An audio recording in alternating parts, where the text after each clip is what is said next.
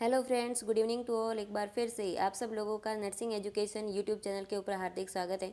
आज हम स्टार्ट कर रहे हैं एनक्लेस सीरीज रेस्पिरेटरी सिस्टम पार्ट 5 को पढ़ेंगे। आप लोगों को जल्दी से इस लाइव सेशन के अंदर जुड़ जाना है और हर एमसीक्यू के साथ में अपने जवाब देते रहना है, ताकि आप लोग क्या है ये चीज़ का एनालिसिस कर पाओगे, आपको क्या आता है और क्या नहीं आता है। आप थ्योरेटिकल पोर्शन को पढ़ने के बाद में अगर आप एमसीक्यू सॉल्व करते हैं तो आपके लिए ये ज़्यादा हेल्पफुल होगा।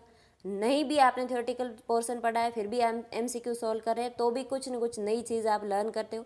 आप हमेशा कुछ थोड़ा ही पढ़े लेकिन हमेशा कुछ नया लर्न करते रहे एग्जाम तक। एग्जाम के जस्ट पहले पढ़ाई स्टार्ट करके मैं 12-13 घंटे पढ़ाई कर लूँगा, ऐसा नहीं कर सकते आप। इसीलिए आप लोगों को अभी से पढ़ाई स्टार्ट करनी है और लगातार पढ़ाई करते रहना है। मैंने आपको बोला है कि नॉर्सेट के अंदर एनक्लेस की पूरा जो जितने भी एमसीक्यू है वो सारे नॉर्सेट तक आपका जो नॉर्सेट का एग्ज़ाम होने वाला है सितंबर में, उससे पहले पहले अपन सॉल्व कर लेंगे। सारे सिस्टम वाइज करेंगे, सारे टॉपिक वाइज एमसीक्यू लेंगे, ताकि आप लोगों को क्या है ईजी हो जाए, अंडरस्टैंडिंग ईजी हो जाए। बड़े एमसीक्यू को देख के आप घबराएंगे नहीं अगर आप प्रैक्टिस लगातार करते हैं तो।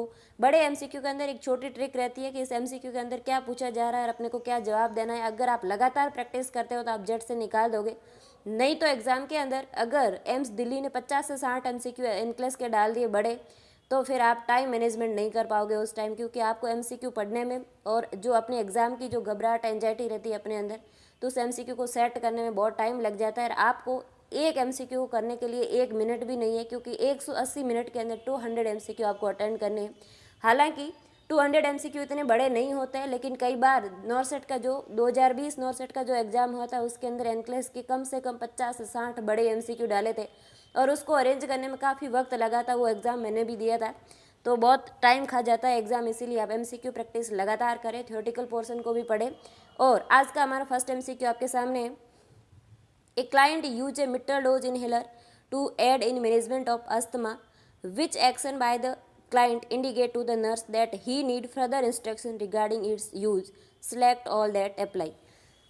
ये एमसीक्यू क्या है, ढंग से पढ़ना है आपको कि क्या पूछा जा रहा है और क्या इसका जवाब देना है। ये बोल रहा है एमसीक्यू, एक मरीज़ क्या है एमडीआई यूज़ कर रहा है, मिट्रल डोज इनहेलर यूज़ कर रहा है, और किसका मैनेजमेंट के लिए, अस्थमेटिक मरीज है। अस्थमा क्या बीमारी होती है, अस्थमा ज़्यादातर जो है एलर्जिक अस्थमा देखा जाता है मरीजों के अंदर। अगर किसी चीज़ से अगर आपको एलर्जी है और आप उस एलर्जन के कांटेक्ट में जैसे ही आएंगे तो आपके एयरवे के अंदर क्या है इन्फ्लामेशन होगा, स्वेलिंग होगी और क्या है नैरो हो जाएगा, स्पाजम आके एयरवे नैरो हो जाएगा।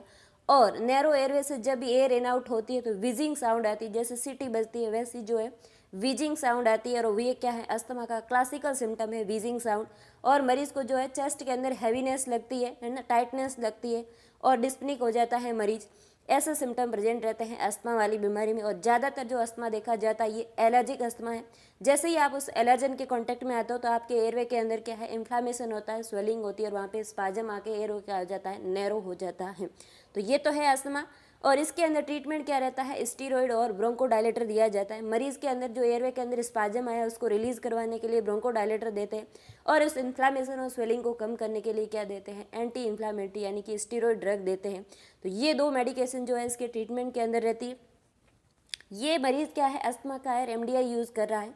मरीज़ कौन सा जो है मरीज़ का कौन सा एक्शन इंडिकेट कर रहा है कि नर्स को इसके अंदर फर्दर इंस्ट्रक्शन देने की ज़रूरत है। इस लाइन को आप अच्छे से पढ़े। आपको क्या करना है, मरीज़ कौन से स्टेटमेंट ऐसा बोल रहा है जो गलत है और उस स्टेटमेंट को सही समझाना है मरीज़ को कि आपको ऐसा नहीं करके ऐसा करना है। ऐसा आपसे पूछा जा रहा है एमसीक्यू के अंदर। कौन से एक्शन से आपको लगता है कौन सा स्टेटमेंट मरीज़ ने गलत बोला है जिसके अंदर आपको फर्दर इंस्ट्रक्शन देने की ज़रूरत पड़ रही है। ऑप्शन ए के अंदर लिखा है activation of the MDI is not coordinate with the inspiration.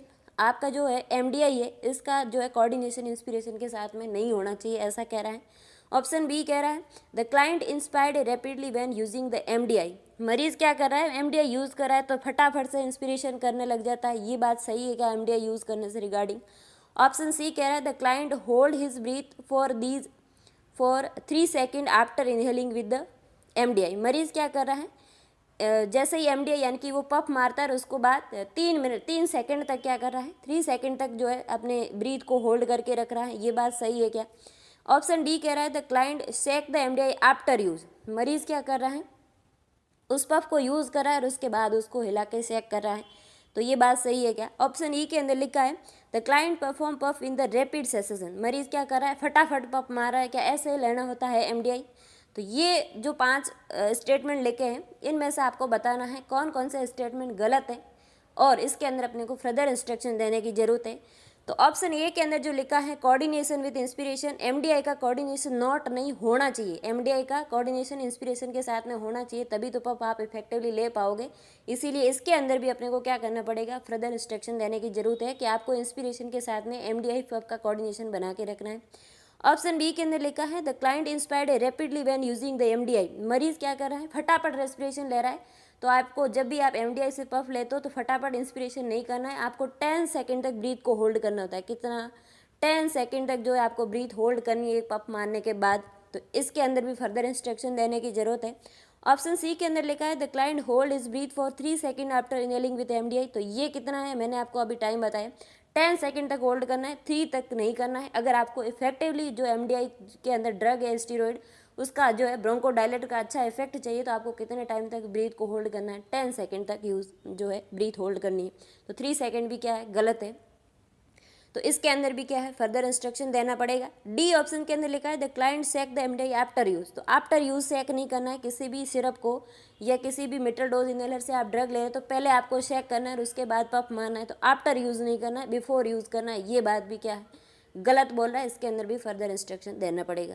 Option E के अंदर लिखा है the client perform puff in rapid session, आपको रैपिडली नहीं करना है, एक पफ से दूसरा पफ मारने के बीच में 2 से 3 मिनट का गैप चाहिए। कितना, 2 से 3 मिनट का गैप चाहिए। 10 सेकंड होल्ड करना है आपको, इंस्पायर्ड करने के बाद में 10 सेकंड अपनी ब्रीथ होल्ड करनी है। दूसरा पफ मारने से पहले आपको क्या करना है, 2 से 3 मिनट तक रुकना है, उसके बाद दूसरा पफ लेना है। तो रैपिड सेशन आपको नहीं करने हैं।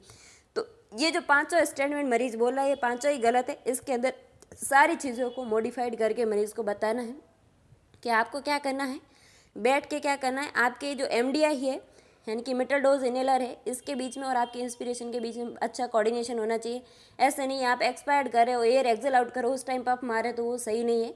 तो इसके बीच का कोऑर्डिनेशन होना चाहिए। दूसरा क्या है, आपको रैपिडली इंस्पायर्ड नहीं करना है, 10 सेकंड तक होल्ड करके रखनी है ब्रीथ। दूसरा क्या है, आपको क्या है, एमडीआई यूज़ करने से पहले शेक करना है और 2 पफ के बीच में आपको 2 से 3 मिनट का गैप रखना है। तो 5 बातें क्या है, इसका आंसर है कि इन 5 ऑप्शन को क्या करना है, मॉडिफाइड करके बताना है। 5 ऑप्शन को क्या है, फर्दर जो है इसके अंदर इंस्ट्रक्शन देने की जरूरत है। तो इसका आंसर क्या है, A B C D E, सारे ही ऑप्शन क्या है, मरीज गलत बता रहे हैं। चारों इस सब के अंदर जो है फर्दर इंस्ट्रक्शन देने होंगे। Next MCQ, A 34-year-old female with a history of asthma admitted to the emergency department. The nurse note that client is dyspneic with respiratory rate 35 breath per minute, nasal fluttering and use of accessory muscle. Auscultation of lung field revealed greatly dimness of breath sound. Based on these findings, which action should be nurse take to initiate care of the client? आपके पास एक मरीज आया जो कितना है, 34 year old है और admit कहाँ पे हुआ है, इमरजेंसी डिपार्टमेंट। मरीज़ को क्या है, अस्थमा, और उसको सिम्टम क्या है, डिस्निया आ रहा है और मरीज़ क्या है, टैकिपनिक हो रखा है, 35 ब्रीथ पर मिनट हो रही है और असेसरी मसल्स को यूज़ कर रहा है। जब लंग्स को अस्कल्टेट किया तो उसकी क्या है, ब्रीथ साउंड बिल्कुल डिमिनिश्ड हो रखी है। और ऐसी कंडीशन में आप सबसे पहले क्या करेंगे, ये आपसे पूछा जा रहा है। यही एनक्लेस की बड़ी खासियत है कि बहुत सारी बड़ी लैंग्वेज घुमाती है, उसके अंदर सिम्टम डालती है और फिर आपको बोलता है कि अब आपको क्या करना है, इस पर प्रायोरिटी एक्शन लेना है। तो ऑप्शन ए के अंदर लिखा है initiate oxygen therapy and reassess the client in 10 minute.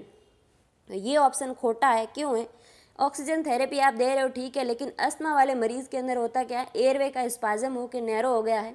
अब जब एयरवे पूरा ओपन ही नहीं है तो ऑक्सीजन अंदर जाएगी भी नहीं, आप कितनी भी लगाओगे। तो ये आपको नहीं करना है। ऑप्शन बी कह रहा है draw blood for ABG and send for the client X ray. मरीज़ का क्या है, एबीजी सैंपल ले लोगे और उसके बाद मरीज़ को कहाँ भेज दोगे, एक्सरे करवाने के लिए भेज दो। तो लंग्स क्या है, लंग्स के अंदर क्या है, अस्थमा की कोई इश्यू नहीं है। इश्यू कहाँ है, ऊपर अपर एयरवे के अंदर स्पाजम हो गया इसलिए एयर इन आउट नहीं हो रही है। तो एक्सरे के अंदर फाइंडिंग नॉर्मल आती है, अस्थमा वाले मरीजों के अंदर कुछ अब नॉर्मल नहीं रहता है। एबीजी सैंपल आप अस्थमा वाले मरीजों के अंदर निकाल सकते हो, लेकिन ये क्या है, प्रायोरिटी एक्शन नहीं है। ऑप्शन सी के अंदर लिखा है increase the client to relax and breathe slowly through the mouth. मरीज के तो क्या है, गला घुट रहा है और आप उसको स्लो ब्रीथ करने के लिए बोल रहे हो, वो तो ऑलरेडी कैसा है, डिस्पेनिक है मरीज और उसका टैकिपनिया हो रहा है मरीज को। तो ऐसे मरीजों के अंदर क्या है, आपको ऐसी एडवाइस नहीं देनी कि कोई बात नहीं आपको अस्थमा हो रहा है तो आप बैठ के क्या करो, स्लोली माउथ के थ्रू ब्रीथिंग करो, ऐसा ये एक्शन प्रायोरिटी नहीं है। और होता भी नहीं है। ऑप्शन डी के अंदर जो लिखा है ये बात बिल्कुल सही है। मरीज के अंदर सबसे पहले आप क्या करोगे, ब्रोंकोडायलेटर पहले दोगे और उसके बाद को क्या करोगे, आप आईवी स्टेरॉइड दोगे। उसके बाद मरीज को ऑक्सीजन भी लगाओगे, मरीज का एबीसी सैंपल भी लोगे। लेकिन प्रायोरिटी क्या है, सबसे पहले आपको क्या करना है, मरीज के जो एयरवे के अंदर स्पाज्म आया है इसको रिलीज करवाना है। ब्रोंकोडायलेटर ड्रग क्या करती है, जो आपका एयरवे है इसके ब्रोंकियल को क्या कर देती है, डायलेट कर देती है। और इसके बाद अपन आईवी स्टेरॉइड देते हैं तो स्टेरॉइड का कैसा एक्शन रहता है, एंटी इन्फ्लामेटरी रहता है। वो जो एयरवे के अंदर इन्फ्लामेशन हुआ है, स्वेलिंग हुआ है, उसको ये कम कर देगी।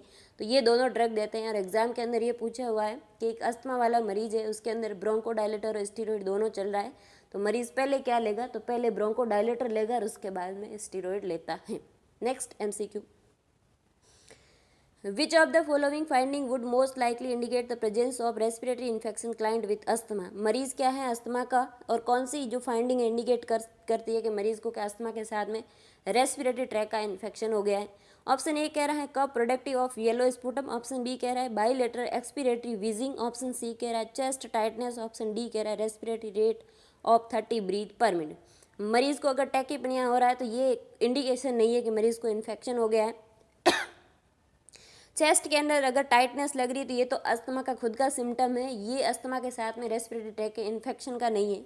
ऑप्शन बी कह रहा है बायलेटरल एक्सपिरेटरी विजिंग साउंड, तो विजिंग साउंड किसके अंदर रहती है, अस्थमा वाली खुद बीमारी के अंदर रहती है, लेकिन अस्थमा एसोसिएटेड इन्फेक्शन के अंदर नहीं होता है। ऑप्शन ए जो लिखा है ये बिल्कुल सही है। मरीज को क्या है, कफ आ रहा है प्रोडक्टिवली और उसका कलर कैसा है, येलो कलर का जो कफ आता है वो इंडिकेट कर रहा है कि आपके लंग्स के अंदर किसी तरह का इन्फेक्शन हो गया है। और वो क्या है, ये क्या बता रहा है, मरीज अगर अस्थमा वाला है, जो मरीज अस्थमा वाले रहते हैं इनके अंदर वायरल इन्फेक्शन होने की सबसे ज़्यादा चांसेस रहता है। और जब मरीज को वायरल इन्फेक्शन होता है तो अस्थमा बहुत ज़्यादा ट्रिगर हो जाता है, ये सिम्टम बहुत ज़्यादा खतरनाक टाइप के आते हैं। इसीलिए अस्थमा वाले मरीजों के अंदर ये ऑप्शन जो ए के अंदर लिखा है कफ आ रहा है, प्रोडक्टिव कफ आ रहा है, बहुत ज़्यादा कफ बन रहा है, उसका कलर कैसा है, येलो कलर, तो येलो कलर का जो स्पुटम है ये इन्फेक्शन को इंडिकेट करता है। नेक्स्ट MCQ अपना, The nurse should teach the client with asthma that which of the following is one of the most common precipitating factor of acute asthma attack. Asthma attack है, मरीज को कैसा acute asthma attack है और most common आपको प्रिसिपेटिंग factor बताना है जो अस्थमा अटैक को ट्रिगर करता है। ऑप्शन ए के अंदर लिखा है ऑक्यूपेशनल एक्सपोजर टू टॉक्सिन, अपने जो भी वो आदमी काम कर रहा है उससे रिगार्डिंग कोई टॉक्सिन से एक्सपोज हो रहा है इसलिए।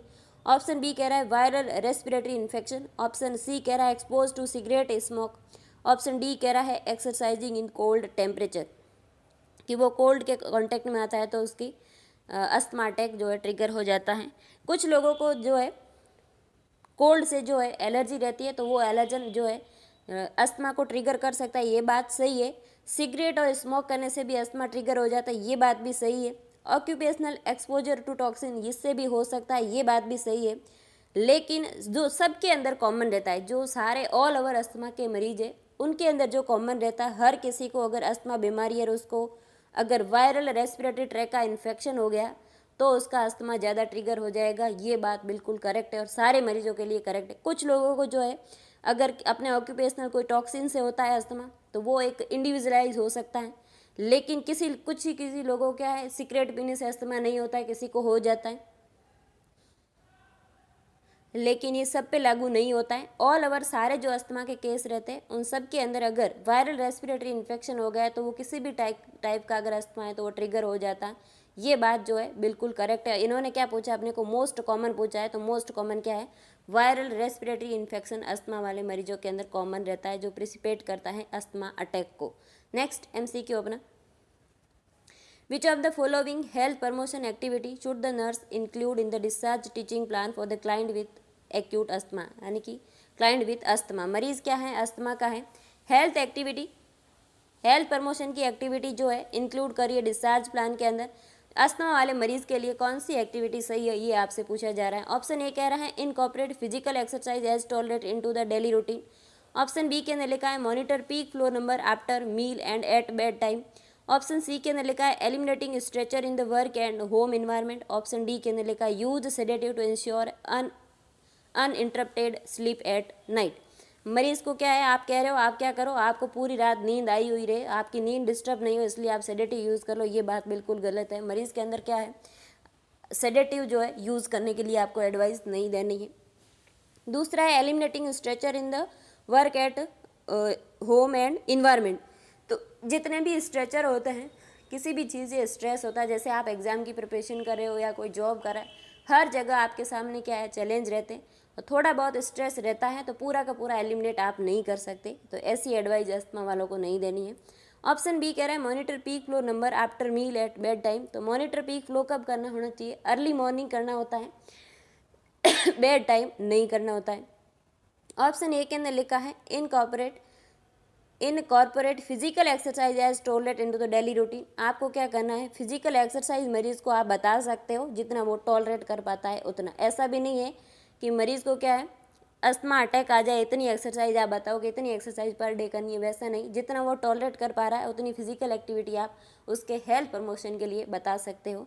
तो आंसर इसका क्या है? A is the correct answer. Next MCQ, which of the following is on appropriate expected outcome for adult client with well control asthma. मरीज का क्या है, अस्थमा है और उसका वेल कंट्रोल अस्थमा है। कौन सा ये जो है सिम्टम या कौन सी लाइन ऐसा बता रही है कि मरीज का अस्थमा वेल कंट्रोल है? ऑप्शन ए कह रहा है chest X ray demonstrate minimal hyper inflation. Chest X ray आप देख रहे हो उसके अंदर बिल्कुल मिनिमल इन्फ्लेशन बता रहा है। ऑप्शन बी कह रहा है temperature remain lower than 100 degree Fahrenheit. Option C कह रहा है ABG analysis demonstrate a decrease in PO2। मरीज के अंदर PO2 कम हो रहा है। ऑप्शन डी कह रहा है ब्रीथ साउंड आर क्लियर। तो जो अस्थमा का क्लासिकल सिम्टम है वो क्या है, विजिंग साउंड है। तो अगर जो है ब्रीथ साउंड क्लियर आ रहा है, इसका मतलब क्या है, अस्थमा कंट्रोल के अंदर है। ब्रीथ साउंड अगर क्लियर आ रहा है तो अस्थमा कंट्रोल के अंदर है। PO2 लेवल कम नहीं करना है, बढ़ा के रखना है। टेम्परेचर का अस्थमा से कोई कनेक्शन नहीं है। चेस्ट एक्सरे के अंदर कभी भी अस्थमा के अंदर चेंजेस नहीं आता है, ना हाइपर होता है ना हाइपो इन्फ्लेशन होता है। प्रॉब्लम कहाँ की है, एयरवे की है। एयरवे के अंदर स्पाजम आता है, लंग्स की प्रॉब्लम नहीं है। तो एक्सरे क्या है, नॉर्मल आता है मरीज़ का, इससे कोई फाइंडिंग नहीं देखनी है आपको। टेम्परेचर का इससे कोई कनेक्शन नहीं है। एबीजी एनालिसिस के अंदर PO2 बढ़ा हुआ आना चाहिए, कम नहीं करना है। ब्रीथ साउंड अगर क्लियर आ रहा है, इसका मतलब मरीज़ का अस्थमा क्या है, कंट्रोल में। अगर अस्थमा जो है कंट्रोल नहीं है तो इस मरीज़ के अंदर क्या है, विजिंग साउंड रहेगी। अगर अस्थमा कंट्रोल में है तो विजिंग साउंड नहीं रहेगी, ब्रीथ साउंड कैसा रहेगा, क्लियर रहेगा। नेक्स्ट MCQ अपना, A client with acute asthma is prescribed a short-term corticosteroid therapy. Which of the expected outcome for use of steroid in client with asthma? मरीज क्या है, asthma का है और उसको short term corticosteroid therapy start की है और इसका एक्सपेक्टेड आउटकम क्या रहता है स्टेरॉइड ड्रग का, ये आपसे पूछा जा रहा है। ऑप्शन ए के अंदर लिखा है प्रमोट ब्रोंकोडायलेशन। ऑप्शन बी के अंदर लिखा है act as a expectorant. Option C के अंदर लिखा है have on anti inflammatory effect. Option D के अंदर लिखा है prevent development of respiratory infection. तो रेस्पिरेटरी इन्फेक्शन को प्रिवेंट करने के लिए एंटीबायोटिक काम करती है, शॉर्ट टर्म स्टीरॉयड ड्रग जो है ये काम नहीं करती हैं। तो इन्फेक्शन का इससे कोई लेना देना नहीं है, लेकिन ये एंटी इन्फ्लामेटरी इसका कैसा इफेक्ट रहता है, स्टीरॉयड ड्रग का इफेक्ट कैसा होता है, एंटी इन्फ्लामेटरी है। तो ऑप्शन सी के अंदर लिखा बिल्कुल सही लिखा है कि have on anti inflammatory effect. Steroid कैसा ड्रग है, एंटी इन्फ्लामेटरी ड्रग होता है। और दूसरा लिखा है एक्ट एज ए एक्सपेक्टोरेंट। तो एक्सपेक्टोरेंट नहीं है, ये म्यूकस को निकालने वाली ड्रग नहीं है। और ब्रोंकोडायलेटर अपने आप में अलग ड्रग होती है, स्टीरॉयड ब्रोंकोडायलेटर नहीं होता है। कैसा होता है, एंटी इन्फ्लामेटरी होता है। तो आंसर इसका क्या है, C is the correct answer. Next MCQ, the nurse teaching the client how to use a metered dose inhaler to administer corticosteroid. Which of the following client action indicate that he is using MDI correctly? Select all that apply. मरीज को क्या है, मिटल dose inhaler लेना है और उसके अंदर कौन सी ड्रग है, कॉर्टिकोस्टेरॉइड ड्रग है। और कौन सा एक्शन आपको इंडिकेट कर रहा है कि मरीज बिल्कुल करेक्टली सही बता रहा है MDI से रिगार्डिंग। पहला अपना MCQ था वो क्या था, कौन सा जो स्टेटमेंट मरीज गलत बता रहा है जिसके अंदर फर्दर एक्शन की जरूरत है, इसके अंदर ये बताना है आपको कि कौन सा स्टेटमेंट मरीज सही बता रहा है MDI से रिगार्डिंग। ऑप्शन ए के अंदर लिखा है the inhaler is held upright. जब आप इनहेलर यूज़ करो तो क्या है, इसको क्या करना है, अपराइट पोजीशन में रखना है। ऑप्शन बी के अंदर लिखा है the head is till down while inhaling the medication. आपको क्या करना है, अपने हेड को टिल डाउन कर देना आगे की तरफ जब आप यूज़ करते हो तब। ऑप्शन सी के अंदर लिखा है the client wait 5 minute between the puff. आपको क्या करना है, एक पप के बाद दूसरा पप लेने के बीच में 5 मिनट का गैप रखना है। ऑप्शन डी के अंदर लिखा है the mouth is rinsed with water following administration. आपको क्या करना है, इस स्टेरॉइड का पप लेने के बाद में आपको अपना मुंह क्या करना है, अच्छे पानी से धो देना है। ऑप्शन ई के अंदर लिखा है the client lies supine for 15 minute following administration. आपको पफ लेने के बाद में 15 मिनट सुपाइन पोजीशन में सो जाना है। तो सोना नहीं है। मरीज़ को जब पफ लेता है तो मरीज़ को अपराइट पोजीशन में रहना होता है, सुपाइन पोजीशन में नहीं रहना होता है। आपको क्या है, द माउथ इज रिंज, ये बात बिल्कुल सही है, ऑप्शन डी। आपको क्या करना है, जब भी अपन स्टेरॉइड ड्रग का पफ लेते हैं तो स्टेरॉइड अगर आपके ओरल एरिया के अंदर रुकती है तो वहाँ पे इन्फेक्शन क्रिएट करवा सकती है, ओरल अल्सर हो सकता है आपको। इसलिए आपको क्या करना है, पफ लेने के कुछ देर बाद में आपको क्या करना है, साफ पानी से कुल्ला कर लेना है। तो ये बात बिल्कुल सही है। ऑप्शन सी के अंदर लिखा है the client wait for 5 minute. 5 minute wait नहीं करना है, कितना वेट करना है, 2 से 3 मिनट तक ही वेट करना है। तो ये भी क्या है, गलत है। और ऑप्शन बी के अंदर लिखा है हेड को डाउन कर देना है, तो हेड को डाउन नहीं करना है, स्लाइटली अप रखना है। जब आप क्या करो, एयरवे के अंदर पफ मारो तो स्लाइटली अप रखना है ताकि आपका एयरवे स्ट्रेट और वो पफ क्या है, डीप तक जा सके। इसीलिए आपको हेड को डाउन लोड नहीं करना है और इनहेलर को अपराइट पोजीशन में रखना है। ये बात भी सही है। तो इसका आंसर क्या है, ए और डी। ए और D is the correct answer. Next अपना आज के लिए इतना ही। जितना भी मुझे मेरी ड्यूटी के बाद में टाइम मिलता है मैं कोशिश करती हूँ अच्छे एमसीक्यू आप तक पहुँचाऊँ ताकि आप लोगों को एग्ज़ाम के अंदर मैक्सिमम हेल्प मिले और आपको लगे कि हाँ हमने अच्छा कंटेंट पढ़ा, हमने बहुत कुछ अच्छा सीखा।